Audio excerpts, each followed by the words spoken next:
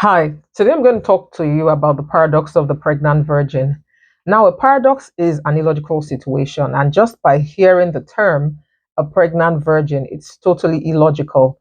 It doesn't make sense because the fact that a person is pregnant or a woman is pregnant depicts that she's no longer a virgin. Well, this was the problem that Joseph was faced with. This was the story he was told by Mary that I'm pregnant and I'm a virgin. And this happened by the Holy Spirit. And so we find that Joseph, naturally, on hearing that as a man who was to marry this lady, would have had a lot of emotions. He would have felt a lot of emotions. He would have felt betrayed. He would have felt like, do you feel I'm a fool, or do you take me for a fool? Because it doesn't make sense. And so he went away. Interestingly, his response was amazing. He went away and gave it consideration. I looked at that scenario and said, this is not the usual response because it was something that could make a person very angry, very reactive. It could make a person call for public attention to say that I've been betrayed by this person. And in addition to that, she's given a very nonsensical story to me. But I want us to consider Joseph's response because I believe it's very, very important for strategic leadership.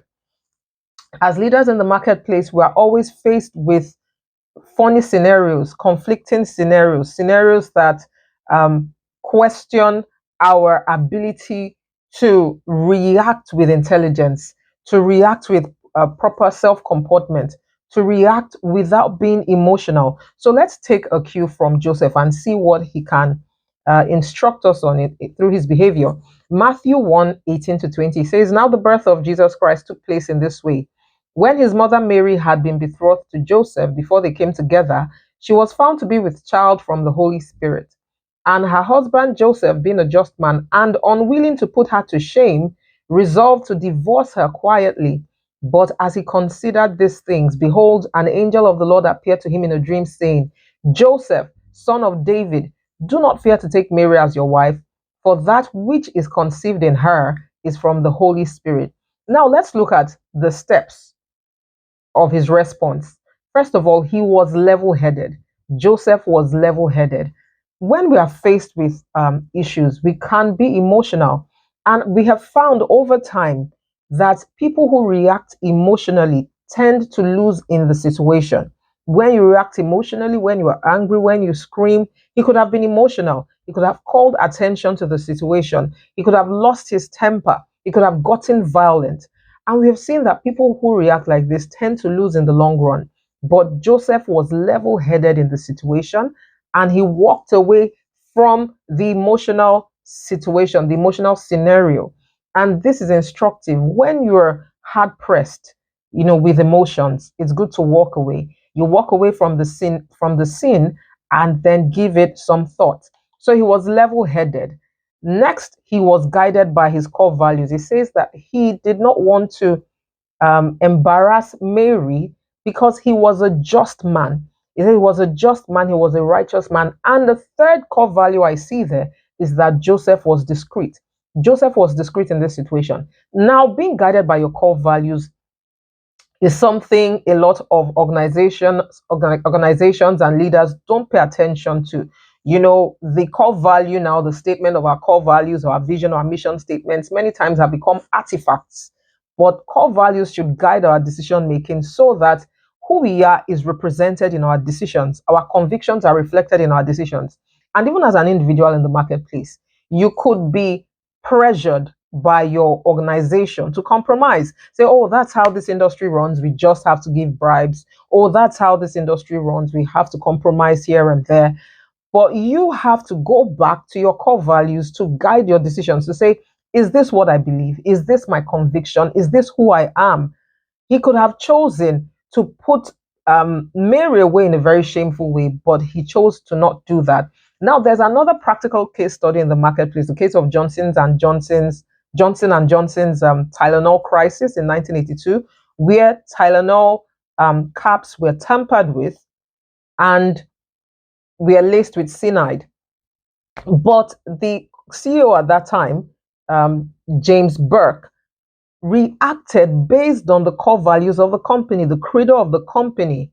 And so I just want to read an excerpt of that from the book, The Greatest Business Decisions of All Time by Vern Harnish and the editors of Fortune. It says, when Johnson & Johnson learned that bottles of his Tylenol being sold in Chicago had been laced with cyanide and had left 7 dead, CEO James Burke snapped into action. At the time, the FBI was recommending against a recall to avoid panic during Halloween. Even so, Burke had his company pull off the shelves every bottle of the painkiller nationally and designed a tamper-proof bottle, all at a cost of $100 million. Burke lived by the credo that a leader's first responsibility was to those who use Johnson & Johnson's products and services. The way he handled the tragedy became a textbook case study for crisis management. Reveal all you know fast and do everything necessary to take care of your customers. We should be people who think deeply about our actions as leaders and refer to your core values at all times. Be guided by your core values in decision making, especially when you're in crisis situation or you're being pressured to make compromises, because at the end of it, your outcomes reflect who you are. And remember that you're leaving a legacy. Your actions today will be your legacy of tomorrow. It shows in our workplaces how we treat our staff. And so you are letting someone off, even though the person has not been a great staff. Do you have a core value of honor, honoring people? What's your severance package like? How do you treat your staff in terms of in terms of their pay packages? How do you treat your staff? What's the environment within which they work in like? Because as leaders, we must come back to our core values, which really serve as the conscience of our organizations. Your core value is the conscience of your organization. It's not an artifact you hang on the wall and you're not guided by. So these are just some learnings from Joseph. I'm going to be sharing on LinkedIn. I call it LinkedIn Sunday. I'm going to be sharing on LinkedIn on Sundays productivity insights from the Bible that would help improve our strategic leadership and performance in the marketplace. So please stay tuned. And if you want the guide, I have a free workbook I'm offering to leaders so that you can always whip it up and be guided by it in your decision making, or when you are faced with crisis, it can act like a guide or a manual to guide your decision making. It's just the workbook called The Paradox of the Pregnant Virgin. So if you'd like it, you can send me your email to my DM and I'll have it mailed to you. Take care and see you next Sunday. Bye.